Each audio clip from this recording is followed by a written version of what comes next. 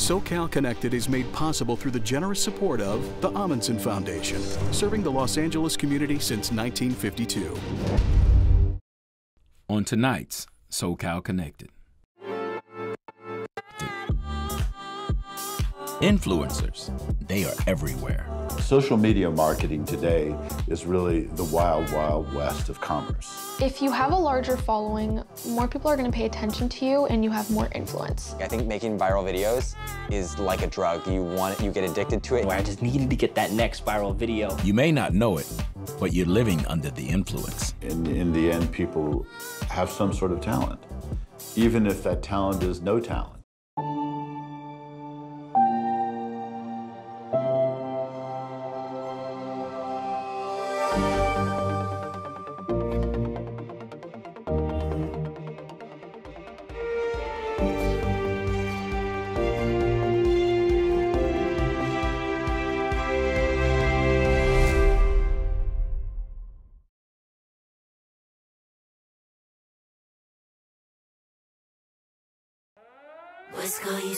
What's up, sexy? And you don't care what they say. See every time you turn around, you screaming your name. 'Cause see, when I was younger, I would say, when I grow up, I wanna be famous, I wanna be a star, I wanna be in movies. When I grow up, I wanna see the world, drive nice cars, I wanna have movies.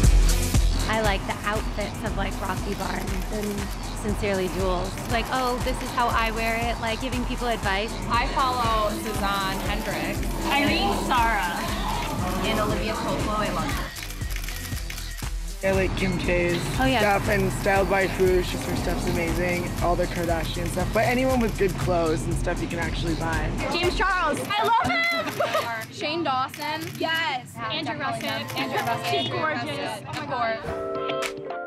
Influencers. If you're not one of them, you're probably following them.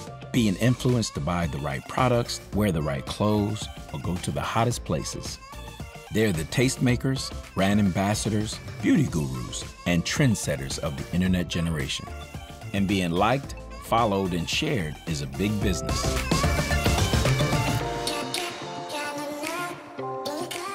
Influencers are fascinating to me because they're the new breed of celebrity now. It's every day, bro, with the Disney Channel flow. 5 million on YouTube in 6 months, never done before. They could be a prankster, they could be controversial, they could be successful, they could be beautiful. There's an entire industry and there's an entire culture that has come out of this. It's a culture of buying and selling authenticity, where everyone is an idealized version of themselves.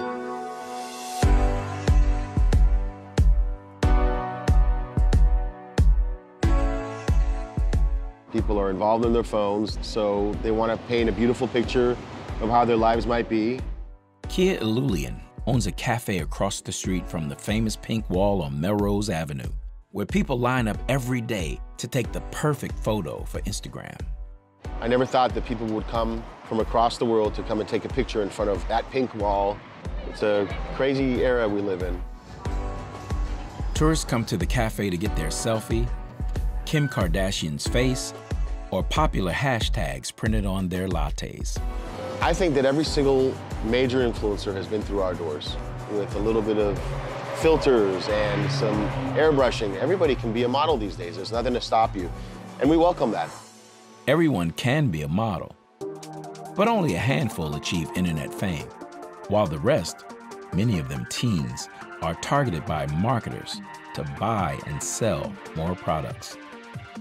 It's a game of cat and mouse, where everything is commodified and self-expression is turned into subliminal advertising.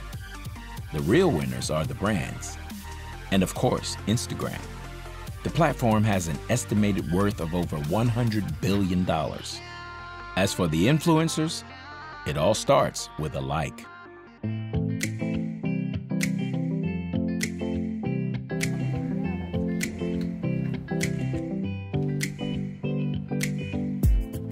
So when I first started my Instagram, I had probably like 100 followers. It was just me and the people that I knew directly. It was mostly just my friends following me because I was young and my mom didn't really want me having like random people following me, you know? When I was in 8th grade, I made my account public, and then I started getting more people following me. And then I realized that the more people who follow me, the more influence and reach I have. Right now, I have between 14,000 and 15,000 followers. Adorable. The blue urns behind you make your eyes stand out. Good. Generally, I take the photos of Emily because, well, I'm here and I've got the phone and it's just easy. And I think I have an eye for what looks great on her and sort of her Instagram aesthetic. I love this one. It's so cute. Christina Zilber runs a cosmetics company and has over 40,000 followers of her own, so she knows a thing or two about crafting an image. It was a big decision to let her go public. I know a lot of kids her age are still private, just because you don't know where that line is crossed between, you know, strangers kind of peering into your life and finding out where you live and all of that. So it makes me a little bit nervous, but I think she's mature enough and handles herself well. I think in posting photos of myself, I'm more inclined to check the likes, compare the amount of comments I'm getting to someone else, and be like, oh, my nose isn't as good as this person, my eyes aren't as pretty, my smile isn't as big, you know? But then in posting, you also get a bunch of people commenting like, oh, you're so beautiful, gorgeous, pretty, amazing, you know? And then that sort of like feeds your ego a little bit. But Amelie wanted to be more than just a pretty face. She created a new Instagram page called 2 Minute Times to educate teens about politics. I knew that kids my age weren't paying attention and they didn't really know about the topics that were being discussed or the issues that were going on in our world. And I knew that Instagram was where they were, and it was the perfect way to actually get them engaged and aware about what was going on around them. But she noticed people were much more likely to comment on her selfies than her political message. If I just post a photo of our president, Donald Trump, I will get no engagement whatsoever. But if I post a photo of myself with a caption that has to do with Donald Trump, I will get so many more likes, so many more comments. And the sad thing is those comments will be, oh, you're so pretty, oh, you're so like gorgeous, perfect, whatever, and nothing about what I actually have to say. At its core, Instagram is a photo-based platform. Even if you have a message, it's the image that attracts followers. The ways you attract somebody hasn't changed from 100 years ago. You know, you're either intelligent or interesting or fascinating or controversial. That hasn't really changed. It's the way of communicating it. But on social media, the word says it all, social media. Seeing someone who looks just like us, having experiences we want, is what influencers are all about. They're aspirational. And the easiest way to achieve their lifestyle is to have the same things they have: their clothes, their makeup, their fitness routines, and vacations. These brands can reach their consumers directly. They can figure out geographically where they want to reach. They can figure out the age. They can figure out the sex of the consumer, and they can go after that influencer that has that sort of audience and sell directly to those people. It's direct access to the consumer that you're wanting to target. Influencers with large followings can charge as much as $20,000 to $200,000 per post. The top ones can earn in the millions. But brands also target so-called micro-influencers, like Amelie. They flood them with products hoping they'll show up in their feeds. Getting free stuff is really cool because I get to keep it and wear it and share it on my platform and get more people to see what I'm wearing and purchase it themselves. Today I'll do an unboxing. Look at this, it's a Marc Jacobs beauty box. Super adorable packaging, look at. For Gen Z and a millennial, this is where they're getting their information. But it's constant. When they pick up their phone, they go and they check their Instagram specifically. They're scrolling through and they're being influenced. They're being sold to. And this is what brings them to purchasing product at the end of the day. Okay, I see like a million beauty gurus posting about the Sand and Sky clay mask. It's like this pink clay mask. Yeah. And I bought it and I use it like every other day and it's so good. So that was definitely like a push and everything. A lot of the Instagram beauty gurus, those are the ones that'll get you. Yeah, like, yeah. They will get you with that. They're good at convincing, for They're sure. very good at convincing. And the influencing goes beyond just posting. Influencer parties happen every night of the week in Los Angeles. Brands pay them to attend and take photos of their products. Chris Pan owns a jewelry line. He's a regular at these parties. Influencers are very important to us because it adds credibility, it adds reach. People are influenced by people at the end of the day, right? And so if you see someone that you admire, see someone that you respect, they're wearing their bracelet, I mean, that certainly helps. Social media marketing today is really the wild, wild west of commerce. Nobody knows where it's going, nobody knows where it's coming from. But we do know that there's a shift of billions and billions of dollars of spend to social media marketing and influencer marketing. But many of those influencers might not realize exactly what they're getting themselves into when their numbers start to climb.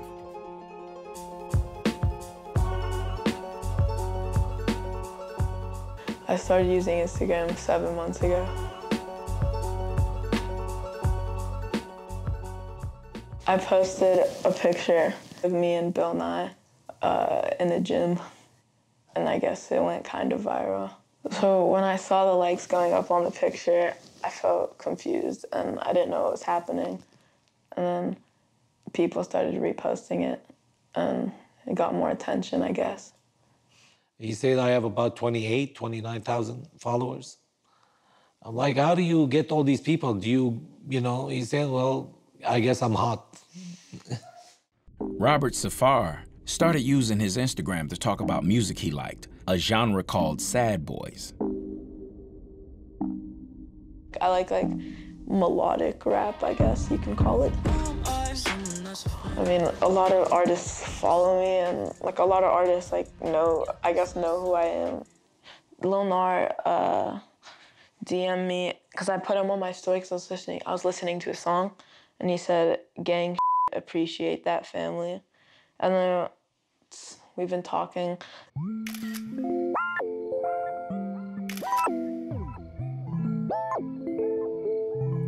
Yeah.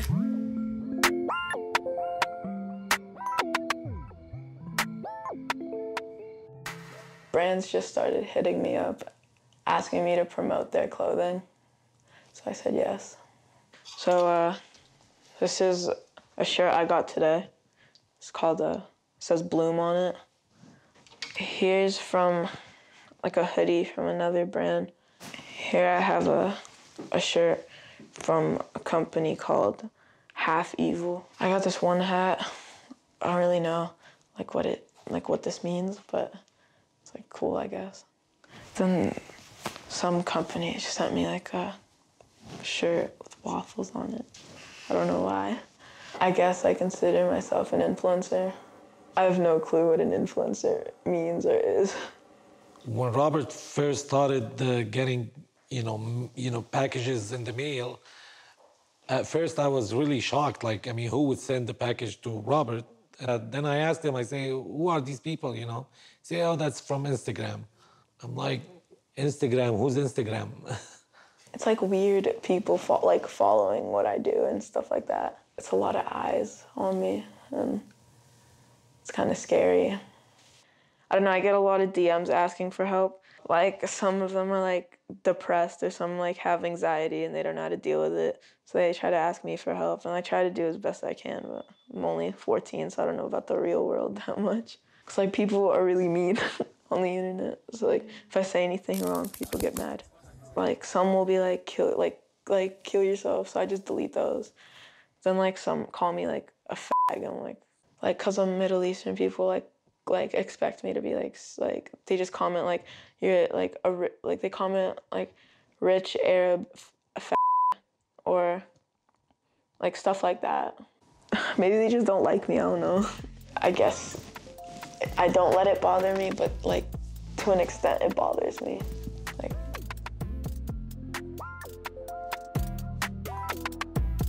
As a young kid, getting millions of followers, I think, can be a really dangerous thing. I feel like humans weren't made to be famous or popular, and it causes a lot of pressure and stress unnecessarily on your life.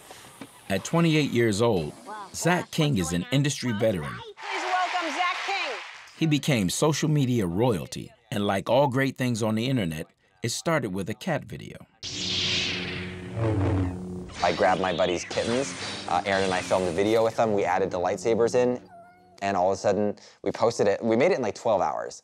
Posted it, and it had millions of views. Cat videos and Star Wars are a great mix. If you mix the two, viral gold. Print money. King's currency is his 45 million followers across Instagram, YouTube, and Facebook. His videos have been seen over 1 billion times, and watching the numbers go up is addictive. I've never done drugs, and so I don't know the feeling, but I always say, like, I think making viral videos is like a drug. You get addicted to it, and you want to figure out, like, why is that working? Let's make another one and duplicate that. It can also mean pushing the boundaries. My name's Joe. I'm filming a social experiment. Now, how many times a day do you tell your kid not to talk to strangers? YouTuber Joey Saladino, who goes by Joey Salads, creates what he calls social experiments, but they're basically prank videos. And I'm gonna make it look like I'm bashing the car in with this hammer. In one of his most watched videos called Abduct Children, You like the puppies, right? Saladino shows parents how easy it is to be a predator. It's his version of a public service announcement. Over 700 children are abducted a day. That's over 250,000 a year. Are your kids safe? Overnight, it had like 40 million views, and I woke up with like emails from like Fox, NBC, CNN. Every major broadcasting station wanted to have me on, and from there, that's when things really took off. I'm not really a parenting expert. I've just made a video. With dreams of making it big, Saladino moved to Hollywood. He shares space with other social media stars in this apartment building known as 1600 Vine. He now has 7 million followers. At 1 million, you get the plaque. They give you like a big golden plaque. At like 100,000, they give you a small one. And then at 10 million, they send you like a diamond play button. So right here is the Vine logo, and this arm is my Facebook and YouTube arm. There's my dad as an ogre yelling at me. This one's my favorite tattoo. It's Chinese writing, and it actually says pork fried rice. As his followers grew, so did his bank account. A lot of people say like the American dream is dead, but nowadays I feel like the American dream is more alive than ever because you can make 6 figures a year without even leaving your house. I run about $100,000 worth of brand deals a month. I wake up, I have my laptop on the side, I'm laying in bed, I roll the laptop over and I'm just handling emails. But when Saladino's social experiments went from slapstick to political, they became controversial. What's up guys, Joey Salads here. And you may have seen on the internet and through the polls that a lot of black people don't like Trump. And they don't even like his supporters in some cases. So what I did was, I got a car, put some Trump apparel on it, and we're gonna park it in a black neighborhood and see what happens. So at the time of the election, I was on a rampage. I was on fire. I was just making tons and tons of political videos. They were all going viral. So it was almost like an addiction. The Trump car bashing video has over 2 million views. It was used by conservative websites like The Drudge Report as evidence that black people actively hated Donald Trump and his supporters. When people discovered it was fake, YouTubers and news outlets attacked Saladino for race baiting. The black actors who smashed the Trump car, How much did you pay them? I didn't even pay them. People feed off of super edgy, super controversial videos, especially even if it's exposed as fake or racist or race baity. That's what people thrive on. That's what makes it viral. So I'm out here at a bar today, and I'm gonna figure out how easy it is to drug a girl. It may not have been what he intended, but Saladino is now an idea influencer, and he shows no signs of stopping. His videos have over 70 million views. Is the entire social implication of what being an influencer is. You're living your life publicly, and your followers follow you for a reason, and sometimes that reason is contrary to the ethical or moral way or the way you should lead your own life. So that's the dark side of social media that I see sometimes. When I was first speaking 10 years ago at schools, there was an obvious, like, hey, what do you guys want to be someday? And they're like, I want to be an astronaut, I want to be a doctor, I want to be a lawyer, like all the classic stuff kids want to be. And now it's like, every single time you ask the entire, like 90% of the audience will say, I want to be a YouTuber, or I want to be an Instagram model, or I want to be a beauty guru or a gamer on live streams. And it's amazing to see that that is now a career that kids see as an option for them. Influencing is becoming so mainstream that it sounds like a great career option. Why have a 9-to-5 when you can make your first million taking selfies?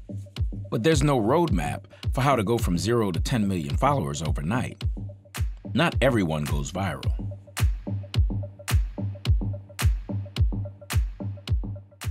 I think my dream job is to just sit in front of a camera and do YouTube full-time and make money that way. Right now, I work at Starbucks. I'm a supervisor and I'm working full-time. And then on the side, I'm, uploading to social media. Rebecca has a college degree in wildlife management, but she gave it up to pursue a career as a makeup influencer. Gambling on a social media gig to pay the bills is nothing unusual for this generation, who've seen traditional jobs dry up. Plus, being influential looks so easy, but it's not. A lot of brands don't pay attention to people with smaller followings. It's harder to get reposted if you don't have a following. Rebecca has tried to be an influencer for 2.5 years. She has 1,500 subscribers on YouTube and 900 on Instagram. What's up, guys? Welcome back to my channel. What's up, guys? Welcome back to my channel. What's up, guys? Welcome back to my channel. It can be really frustrating, actually. It can also be discouraging. If I wanted to, I can go in and highlight my cheekbones. I guess it doesn't look that bad. And then if you want, sometimes I'll like to edit my nose. Do you not like your nose? I don't. Because there is in the beauty community at least, it's very saturated right now. And there's a lot of people that want to do what these big YouTubers are doing. And so it's hard to get your name out there. It's hard to stand out. Once influencers already have a following, the free products help them get more. But if your numbers are low and marketers haven't found you, you have to buy your own products. So today's video is going to be a beauty haul of some stuff that I've purchased over the past week or so. How much do you spend on makeup? If you were to estimate it? Too much. So I think I spend around maybe $400 a month on makeup, give or take a couple hundred. But it is financially draining having to purchase makeup all the time. Beauty companies just make it hard in that way. They're gonna choose the people who already have a bigger following, and they're gonna keep growing those influencers as opposed to the smaller people who are trying to grow. And I don't know the answer to how somebody gets over that. It's not easy to grow now. It's not as easy as it was. The market can only follow so many people, just like how many television channels can one watch at once? You go through phases as a creator. You have your ups and downs. You see creators who 3 years ago had 90 million views a month, and now they're getting 5 million views. It's still a lot of views, but it can be a depression for them. That's another dark side of being an influencer. Pressure to be on display, to keep your numbers up, to stay relevant, but also to have the right message. Once you will have an influence on what you're creating and the people that are watching it, and what's that influence gonna be, that's up to the creator. A lot of people call themselves social media influencers, but you're influencing people to do what? Is it to reach a level of beauty that is not attainable naturally? Is it to have people lust after cars or material objects that will never bring somebody true happiness? So I just have one question for every influencer, because we're all influencers. And that question is, when people come to your page, do they walk away better or worse? But even with the pitfalls, the pressure, the negative comments, and the rocky road to making it big or not, most influencers say they won't stop, and influencer marketing isn't going away anytime soon. Instagram definitely makes people turn on each other or try to use each other. But you want to keep doing this? I mean, yeah, cause I don't know, I have people are nice to me too. And then like I've met a lot of people through it. I don't think I would give up on trying to become an influencer. I think this is something that I always want to do. And whether or not I get a following from it, this is just like my life now. I don't know, I'm just keep doing what I'm doing because everything's constantly going up. The views are going up, revenue's going up. The end goal in 10 years from now is gonna be being at the top of social media. I'm not sure like where Instagram will be in the next 10 years, but when I'm 25, I don't really know what it's gonna be like looking back. It might be really cool, it might be kind of embarrassing. I have no idea.